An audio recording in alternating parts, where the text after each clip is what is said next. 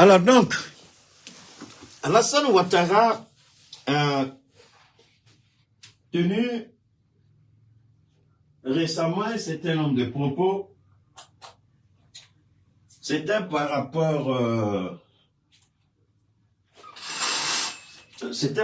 au Conseil des ministres où l'augmentation de l'électricité en Côte d'Ivoire a été actée.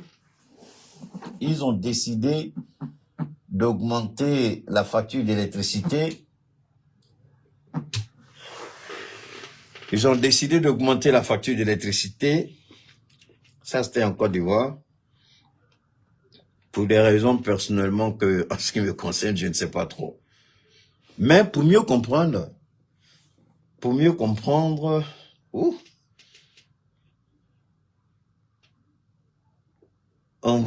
je vais voir, vous allez me donner une seconde.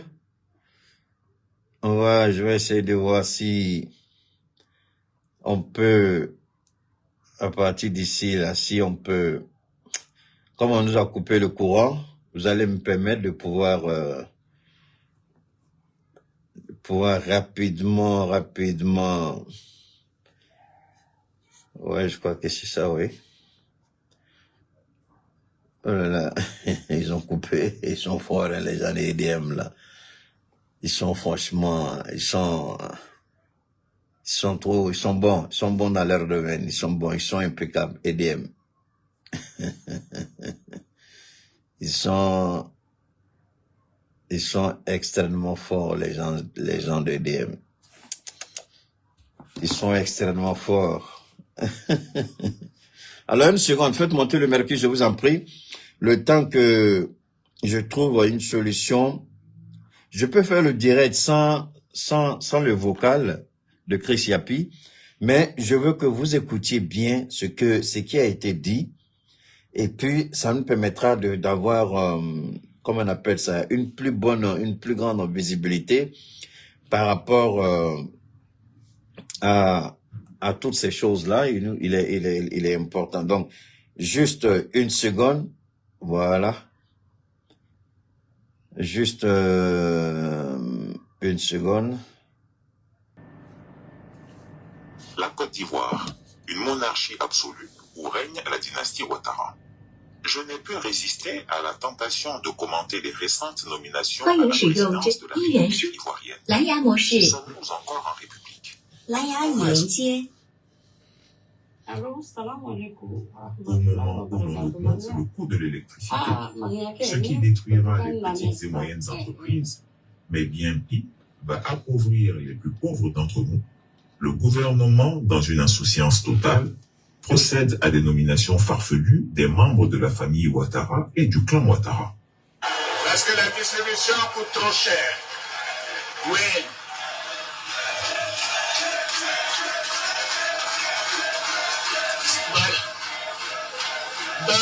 Non, pour que vous puissiez bien comprendre ce qui est en jeu. Ce qui vous devez bien comprendre, c'est d'abord la duplicité du langage. Oui, ça va très bien, Dieu merci, ça va beaucoup mieux. C'est la duplicité du langage. Donc, je sais que l'intervention, il y aura un petit flottement parce que c'est lié au fait que, comme je le dis, au contexte environnemental avec les coupures d'électricité intempestives. Donc, il y a eu un petit flottement, c'est pas grave, je vais pas trop durer. Comme je vous l'ai dit, c'est une histoire de 10, 15, chaque 20 minutes. Vous allez écouter, je vous ai dit que la psychologie, un homme n'est rien sans sa parole. Quand un président de la République, parce qu'il veut le vote, quand un citoyen, d'ailleurs, ce débat-là, on a fini avec ça, qu'il soit ivoirien, qu'il ne soit pas ivoirien, moi je m'en fiche, mais il faut avoir la fibre patriotique pour comprendre certaines choses. Mais il y a un élément fondamental dans ce discours-là que j'ai eu à développer et que Chris Yapi allait faire des recherches là-dessus. Il y a un responsable du PDC-RDA que vous allez entendre qui a donné un chiffre pharaonique de 30 000 milliards. et je mets n'importe quelle personne ici, là, au défi, d'aller regarder. La première personne qui a annoncé le chiffre de 30 000 milliards il y a des mois, c'est bien moi. Quand le gouvernement mentait, quand le gouvernement manipulait les chiffres, quand le gouvernement mentait, quand le FMI sortait des rapports bidons, quand la Banque mondiale sortait des rapports bidons, j'ai dit, moi là, je ne suis pas économiste. Mais si tu dis que tu es docteur en économie, là, viens t'asseoir devant moi et puis on va parler. Tu dis que tu connais l'économie, viens et puis on va parler. Mon intervention, c'est vrai, la raison, c'est la crise énergétique, l'augmentation. Mais Alassane Ouattara a fait une amalgame très grave. Il nous a insulté. Il a attaqué directement le Mali. Alors, moi, c'est tout de suite que j'ai écouté le truc. Curieusement, je n'ai vu aucune personne. C'est-à-dire, je ne parle pas de nos autorités, mais je parle des jeunes gens sur les réseaux. Personne n'a compris que Ouattara venait de s'attaquer directement au Mali. Que Ouattara venait de s'attaquer directement au Niger et a pas récoché aussi le Litako Gourma. Mais il essaie de justifier l'injustifiable, défendre l'indéfendable. Un homme n'est rien sans sa parole. Bazoum qui dit, un homme, c'est sa parole. Et un homme, c'est sa parole. Et un homme d'honneur doit respecter sa parole. C'est pas moi qui l'ai dit, c'est Bazoum qui l'a dit. Et le meilleur ami de Bazoum va parler tout à l'heure, vous allez l'écouter. Il s'appelle Alassane Ouattara. Écoutez-le. Si un homme, c'est sa parole, écoutez bien. La Côte d'Ivoire, une monarchie absolue où règne la dynastie Ouattara. Je n'ai pu résister à la tentation de commenter les récentes nominations à la présidence de la République ivoirienne. Sommes-nous encore en République? Comment est-ce possible qu'au moment où l'on augmente le coût de l'électricité, ce qui détruira les petites et moyennes entreprises, mais bien pis, va appauvrir les plus pauvres d'entre nous, le gouvernement, dans une insouciance totale, procède à des nominations farfelues des membres de la famille Ouattara et du clan Ouattara. Parce que la distribution coûte trop cher. Oui.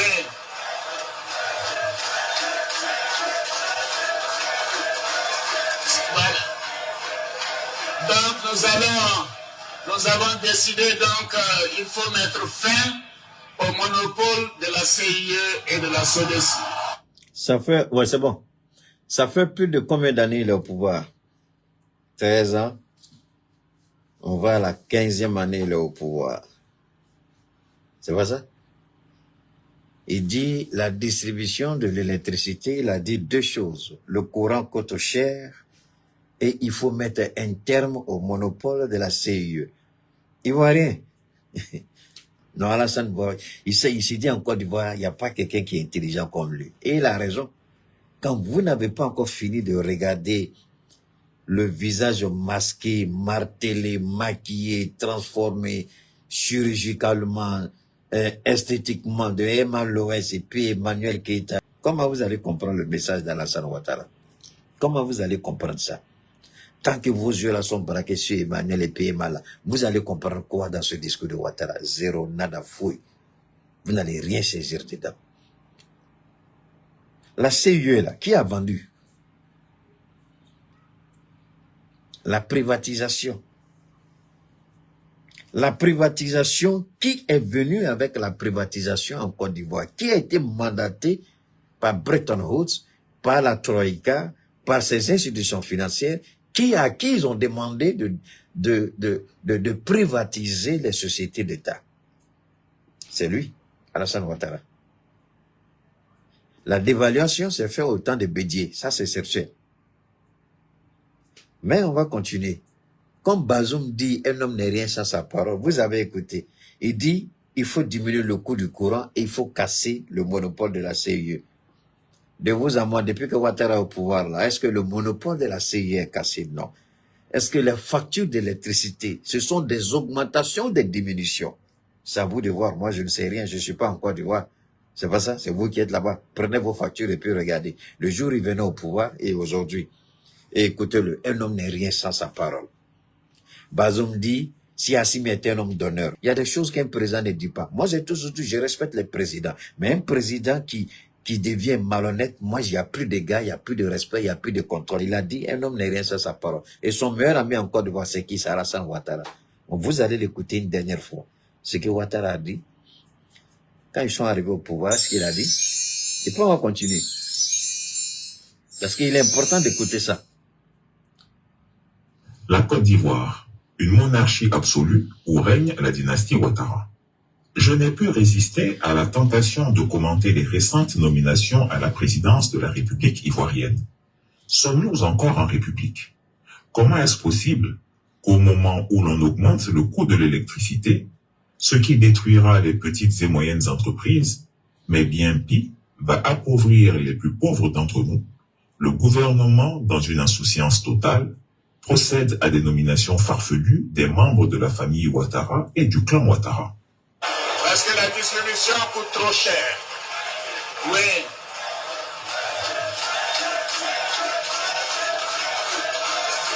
Voilà. Donc nous avons décidé donc il faut mettre fin au monopole de la CIE et de la SODECI. Sur proposition de l'Autorité nationale de régulation du secteur de l'électricité et après analyse de la commission consultative sur les tarifs d'électricité, le gouvernement a décidé d'un ajustement du prix de l'électricité de 10%. Cet ajustement s'applique à l'ensemble des abonnés d'électricité à compter du 1er janvier 2024.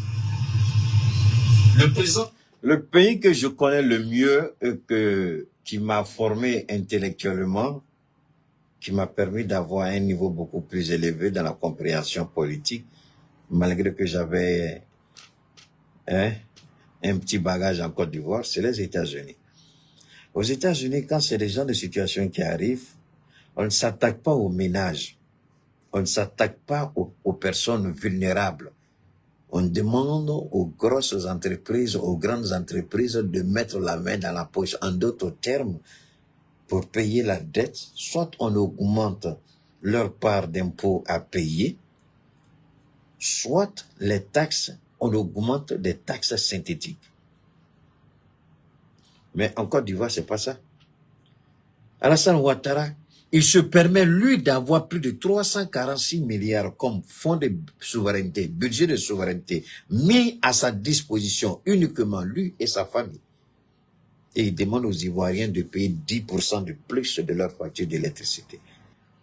La politique, il y a des choses qui se négocient, il y a des choses qui ne se négocient pas. Il y a des choses qu'on arrache, il y a des choses qu'on impose. Ouattara a imposé son entrée dans la politique ivoirienne. Ouattara a imposé sa candidature aux Ivoiriens. Ouattara a imposé sa présence aux Ivoiriens. Et un homme qui a tout fait par la force, vous croyez que c'est la négociation que cet homme-là, il va faire? Il va comprendre quoi? La négociation n'a plus sa place avec Ouattara. Soit c'est la force que vous allez utiliser, soit vous subissez jusqu'à ce que ce qui doit arriver, doit arriver. Vous me dites, comment on peut faire? Vous croyez que c'est le Mali qui va servir de base arrière? Moi, j'ai ma famille en Côte d'Ivoire. J'ai mes enfants en Côte d'Ivoire. Mais il appartient aux Ivoiriens de prendre leurs responsabilités. Thomas Sankara, il a été clair. Le nègre, l'esclave, qui ne prend pas conscience de son état de domination et de dominer, pour revendiquer sa libération pleine et totale, ne mérite pas qu'on s'apitoie sur son sort. On va continuer d'écouter les Ivoiriens. L'ajustement fera passer le prix moyen de vente de 79 francs CFA le kilowattheure à 87 francs CFA le kilowattheure, pour un coût de revient moyen de 89 francs le kilowattheure.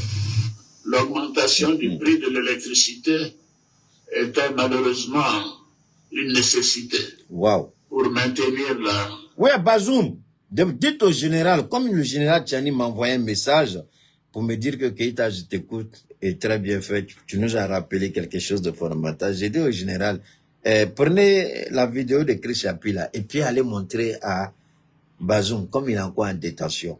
Lui qui a parlé d'honneur, lui qui a parlé de parole, Voilà 2 paroles ici. Voilà 2 hommes ici. C'est à cause de ça que je suis sorti. Voilà, c'est ça qu'on appelle la démocratie. C'est ça qu'on veut nous imposer. C'est ça qu'on appelle la démocratie. La gabegie financière, la manipulation économique. Quand cet homme, lui seul, il a un budget de souveraineté de plus de 350 milliards par an et il demande au peuple ivoirien de payer, lui, le luxe dans lequel il vit. On dit aux Ivoiriens de payer une augmentation d'électricité. Lui, il s'offre un nouveau... Son avion, c'est quoi? C'est Airbus. Un nouveau Airbus flambant neuf. C'est pas comme d'habitude, les gens vont acheter les anciens avions et puis on va les récheminer. Non, non, non. Il avait acheté un nouveau Airbus sorti de l'usine qui n'a jamais travaillé pour qui que ce soit et personne n'est jamais monté dedans. Ils ont fini, Ouattara dit, de toute façon ils ont modifié, là c'est pas comme ça lui veut. Parce qu'il est monté dans l'avion du roi du Maroc. Parce qu'il a vu les images de Air Force One, pardon. Parce qu'il a vu les images du jet de MBS, c'est-à-dire Salman, le prince héritier d'Arabie Saoudite. Parce qu'il a vu le jet du sultan de Brunei. Parce qu'il a vu le jet de comment on appelle ça, l'émir du Qatar. Alassane Ouattara dit il veut un jet identique. Donc on reprend complètement avec un matériel qu'on ne trouve pas partout. Voilà pourquoi la décoration seule de l'avion a pris plus de 2 à 3 ans. L'avion était fini, c'était pas encore livré. La décoration simple de l'avion Alassane Ouattara, l'avion qui vient de recevoir tout récemment. On ne peut pas avoir ça et puis dire au peuple que le peuple doit payer encore 10% des factures. Et vous êtes assis chez vous et vous nous demandez de venir chasser Ouattara pour vous. Quand l'avion présidentiel paie à son âme d'Ibrahim Ibeka, quand ça, les fuites ont commencé, la population est sortie. On dit, il faut expliquer comment l'avion là a été acheté. Malgré que Ibeka avait été élu démocratiquement, le peuple malien lui a demandé d'expliquer l'achat de l'avion. Mais comme ils étaient au pouvoir, ils ont tourné, il y a des têtes qui sont tombées. Mais le dossier de l'avion est revenu sur la table d'Assimi Goïta. Donc, est-ce que les Ivoiriens ont posé des questions à Alassane? Est-ce qu'Alassane Ouattara avait besoin de cet avion? Et l'autre avion, qu'est-ce qu'il en a fait? Alassane Ouattara a acheté plus d'avions que n'importe quel président dans l'histoire de l'Afrique moderne, en un temps record. Mais tous ces avions-là, qu'est-ce qu'il fait avec? C'est l'argent du contribuable. Et écoutez-le maintenant. Quantité et la qualité de l'électricité que nous produisons dans notre pays. Je voudrais d'ailleurs souligner. Moins cher, malgré les 10% d'augmentation, vous êtes encore à l'aise que n'importe quel pays dans la sous-région. Ça, c'est ce qu'il dit aux Ivoiriens. Deuxièmement, voilà ce qu'il dit aux Ivoiriens. Chez vous, ici, on ne coupe pas courant. Mais regardez votre voisin, le Mali. Regardez le Niger. Ils sont toujours dans le noir. Donc, vous vous plaignez pourquoi? Voilà ce que Ouattara dit aux Ivoiriens. Vous vous plaignez pourquoi? Est-ce que comparaison a raison? Donc Ouattara dit, au Mali, on coupe courant tous les jours. Au Burkina, on coupe tous les jours. Au Niger, on coupe tous les jours. Mais au moins, vous, les Ivoiriens, on ne coupe pas votre courant. Vous vous plaignez pourquoi? Donc voilà 2 faits que Alassane montre que les Ivoiriens, vraiment, il vous a dominé, il vous a maîtrisé, il vous connaît, il vous a attaché. Et il sait que vous ne pouvez rien faire.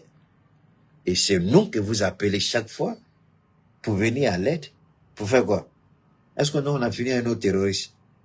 Est-ce que nous, on a fini de construire notre Liptako Gourmand? Et puis, on va aller vous aider. Vous avez un technocrate qui est arrivé, non? Tcham est là-bas, non? Tcham n'a qu'à répondre à Alassane Ouattara. Tcham, il n'est pas PDCI. Il n'a qu'à répondre à Alassane Ouattara. En dépit de cette hausse, la Côte d'Ivoire reste l'un des pays en Afrique où les prix au kilowattheure est le plus bas, et aussi l'un des pays où les coupures d'électricité sont les plus faibles. Je vais m'arrêter là. Combien de barrages, quand vous faites ces genres de comparaisons, non, je sais qu'Alassane c'est un menteur, quand vous faites ces genres de comparaisons, combien de barrages il a construit?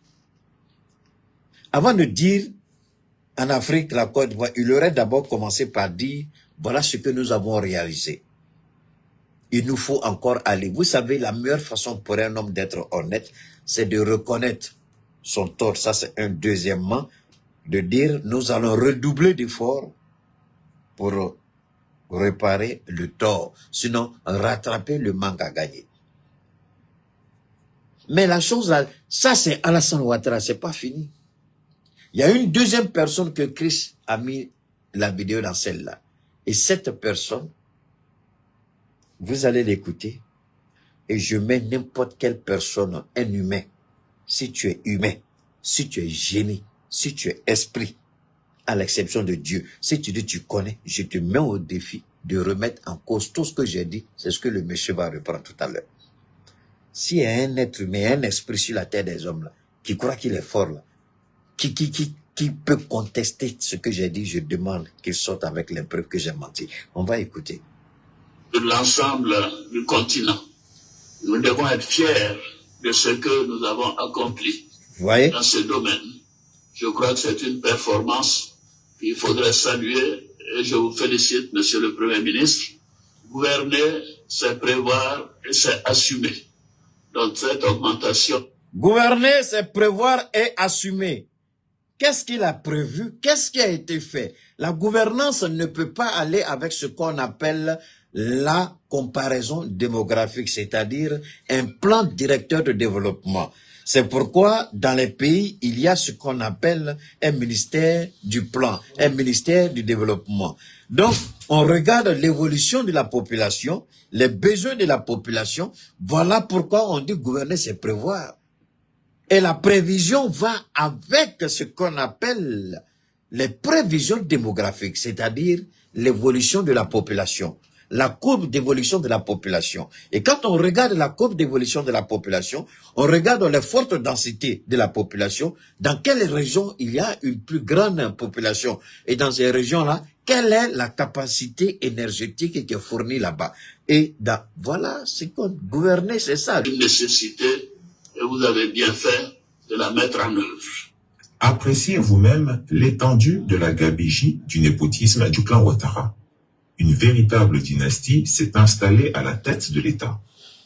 La nièce du despote, Masséré Touré, une illettrée intellectuelle, est bombardée secrétaire générale de la présidence sans aucune compétence. Quelle honte! On dit d'elle qu'elle ne peut écrire un texte entier sans s'empêtrer dans la confusion des accords des auxiliaires être et avoir. Mais notons qu'Alassane Ouattara est l'un des rares dirigeants de la planète qui s'offre le luxe de nommer au gouvernement ses frères, nièces et gendres. Il s'en fout des Ivoiriens. Notons ensemble. Téné Birahima Ouattara dit la Fiole, son frère cadet, est ministre de la Défense. Bruno Koné, son gendre, est le ministre de la Construction, du Logement et de l'Urbanisme. Adama Kamara, son gendre, est le ministre de l'Emploi et de la Protection sociale. Masséré Touré, l'épouse de Bruno Koné, est nommée secrétaire générale de la présidence. Et cela rien que dans le gouvernement. Visiblement, pour être nommé ministre dans le gouvernement Ouattara, il faut avoir le coup de rein agile. Sans compter que sa famille occupe tous les postes dans toutes les sociétés d'État. Chers abonnés, faisons un exercice. Dites-moi en commentaire quel autre chef d'État en cette année 2023 a nommé son frère, sa nièce ou son gendre au gouvernement. Vos avis m'intéressent. Vous vous rappelez, en 2022, j'ai été le premier à en parler ici. Le monsieur dit en 2022, bon, pour la première fois, je vais vous montrer la photo du gars. Je ne dis pas que ce qu'il dit est faux, mais je vais lui dire qu'il n'est pas bien informé. Lui dit 2022. Il dit, voilà, ce monsieur-là, vous le connaissez, hein? Il dit en 2022, il a été le premier. Donc, je voudrais lui dire que malheureusement, je ne sais pas s'il est sur les réseaux, mais dites-lui que ce qu'il dit, Keïta a déjà dit ça il y a longtemps. Keïta a dit ça bien avant 2020. Lui parle de 2022. Moi, j'ai parlé de ça depuis 2020, j'ai commencé à parler de ça.